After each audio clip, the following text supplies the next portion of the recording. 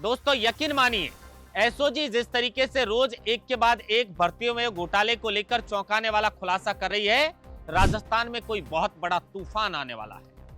अब ना बचेंगे डोटासरा जी और ना बचेंगे पूर्व सीएम अशोक गहलोत, क्योंकि राजस्थान के मुख्यमंत्री भजनलाल शर्मा ने साफ तौर पर कह दिया है कि ओएमआर सीट बदलने का मामला अशोक गहलोत के घर तक पहुंच रहा है।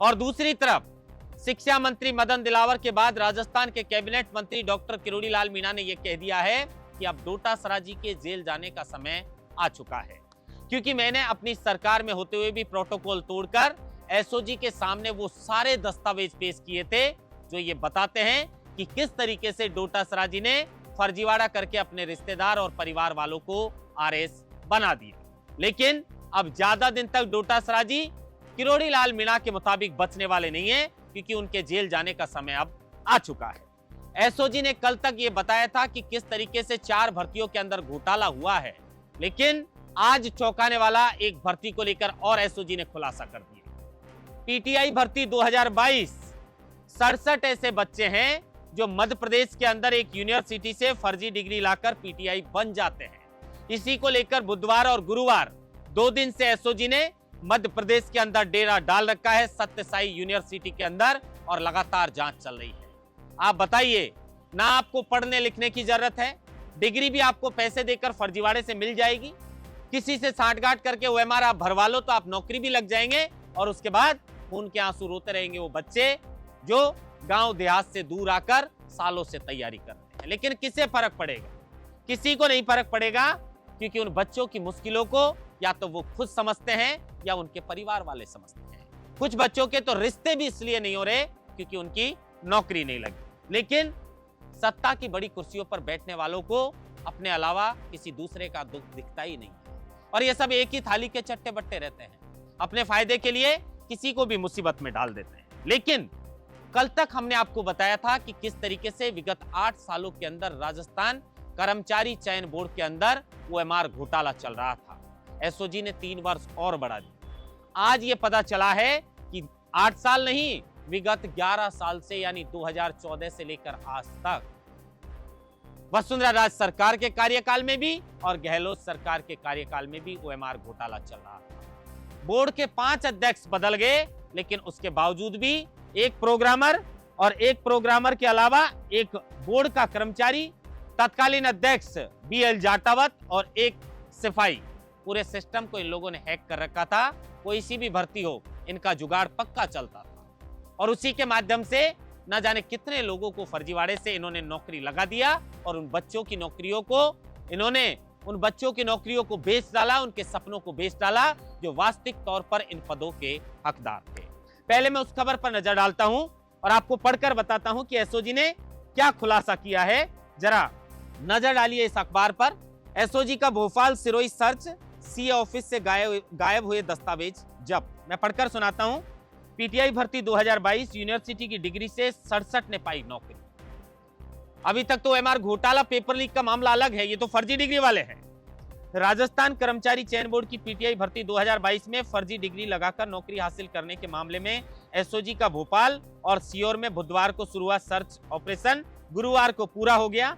श्री सत्य Sai university of technology and medical science campus सहित 4 ठिकानों पर 5 टीमों के 40 सदस्यों ने छापेमारी शुरू की थी। सर्च के दौरान चौंकाने वाला खुलासा तब हुआ जब यूनिवर्सिटी के सीए के ऑफिस से कुछ रिकॉर्ड गायब मिले। टीम ने आसपास लगे सीसीटीवी कैमरों में गहन जांच की। इससे एक व्यक्ति सीपीयू और लैपटॉप लेकर निकलता दिखा। उसकी पहचान कर लैपटॉप और सीपीयू बरामद कर लिया। टीम ने करीब 10 साल पुराना रिकॉर्ड भी लिया है। अब इसकी जांच की जाएगी। अब तक की जांच में यह सामने आया है कि भर्ती के अंदर 67 उम्मीदवारों को इसी यूनिवर्सिटी की डिग्री के आधार पर नौकरी मिली। ये दस्तावेज व डिग्रियां फर्जी तरीके से ली गई है। अब दस्तावेज सत्यापन के समय यूनिवर्सिटी की डिग्री नहीं मिली है, यानी 67 तो इस यूनिवर्सिटी से डिग्री लेकर नौकरी लग ली है। अभी तो ना जाने कितनी बड़ी लिस्ट आएगी, और अगर किसी ने गड़बड़ की है और ये सोचकर बैठा है कि वो बच जाएगा, तो एसओजी की रडार पर आज नहीं तो कल चढ़ना जरूर पड़ेगा। कोई नहीं बचा सकते। जब डोटासरा और गहलोत का नंबर आने वाला है तो फिर तुम कहां से बचोगे। उसके अलावा मैं एक खबर और बताता हूं आपको। चयन बोर्ड में 11 साल से कर रहे थे खेल, 5 चेयरमैन मिले, फिर भी ओएमआर सीट स्कैन का घपला नहीं पकड़ पाए। एसओजी के गिरफ्त में आए तत्कालीन उपनिदेशक सिस्टम एनालिस्ट संजय माथुर और प्रोग्रामर प्रवीण गंगवाल 2014 से कर्मचारी चयन बोर्ड में जमे हुए थे। इन्होंने 2018 की भर्तियों में ओएमआर सीट स्कैनिंग और अंकों में हेरफेर कर अभ्यर्थियों को फायदा पहुंचाया।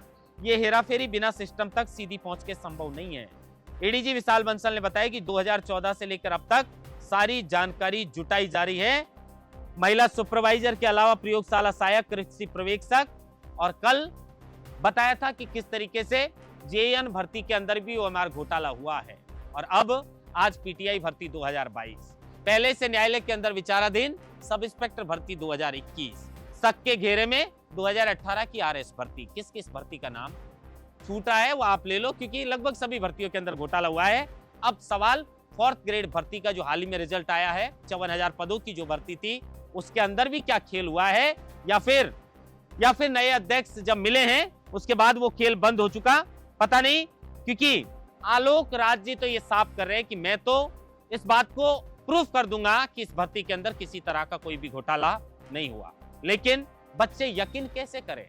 यकीन जब तत्कालीन मुख्यमंत्री पर नहीं कर पाए, तत्कालीन बोर्ड अध्यक्ष का फर्जीवाड़ा सामने आ गया, उसके बाद 4 और बोर्ड अध्यक्ष आए, वो भी उस गड़बड़ को नहीं रोक पाए।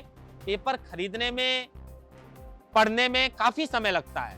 शॉर्टकट तरीका निकाला है राबो लिमिटेड कंपनी के साथ मिलकर इन लोगों ने कि क्यों फालतू झंझट में पड़ना।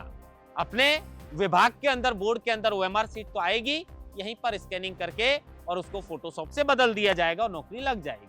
किसी को शक भी नहीं होगा, कानो कान खबर भी नहीं लगेगी।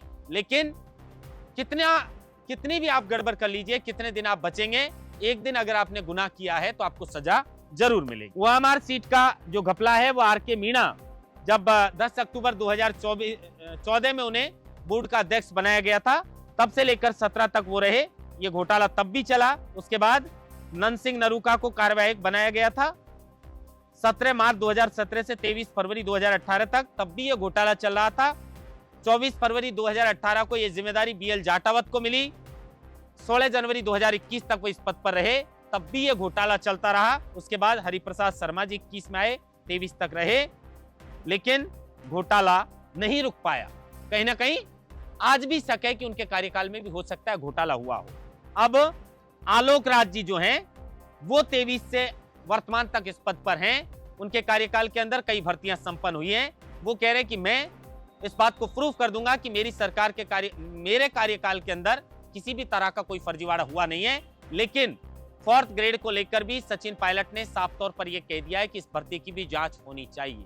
लेकिन मैंने खबर के शुरुआत में एक बात कही थी कि दोस्तों यकीन मानिए, जिस तरीके से एसओजी एक के बाद एक खुलासा कर रही है, आने वाले समय में बहुत बड़ा तूफान राजस्थान में आने वाला है। और कई चेहरे जो नकाबों के पीछे छिपे हुए हैं उनको उजागर करने का काम एसओजी करेगी। और कई वो लोग जो सत्ता की बड़ी बड़ी कुर्सियों पर बैठने वाले हैं वो भी आपको सलाखों के पीछे नजर आएंगे। आप क्या कुछ चाहते हैं? क्योंकि आपकी एक कमेंट हमारे लिए बहुत महत्वपूर्ण होती है। कमेंट बॉक्स में आपकी राय जरूर बताइए। फिर एक नई खबर लेकर आपके लिए हाजिर होंगे। तब तक के लिए दीजिए इजाजत। नमस्कार।